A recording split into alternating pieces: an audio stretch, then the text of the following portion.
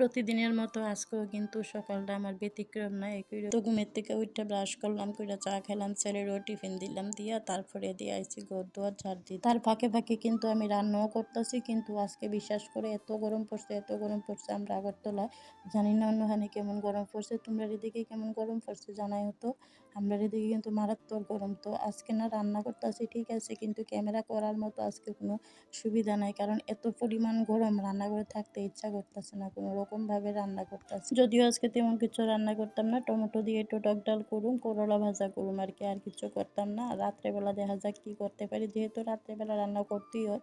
আর বেশি গরম যেহেতু, এই কারণে দিনের বেলা আজকে এতটুকুই থাকবো আর কি। আর ছেলেরে একটা ডিম অমলেট করে ভাত খাওয়াইয়া তারপরে এক্সামে পাঠ। হ্যালো এভরিওয়ান, আমি অপরাজিতা। সবাই কেমন আছো তোমরা অবশ্যই কিন্তু কমেন্টে জানাইও।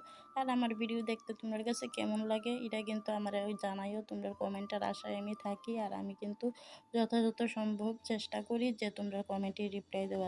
যারা আমার ভিডিওর মধ্যে সবসময় কমেন্ট করো, তোমরা আমার মন থেকে অনেক অনেক ধন্যবাদ। তো যাই হোক, দেখো তোমরা সঙ্গে কথা কইতে কইতে কিন্তু আমি মোটামুটি ঘর দুয়ার গুছাই ঝাড় টাড় দিয়ে পরিষ্কার করছি, ওখানে স্নানে যাবো আর কি।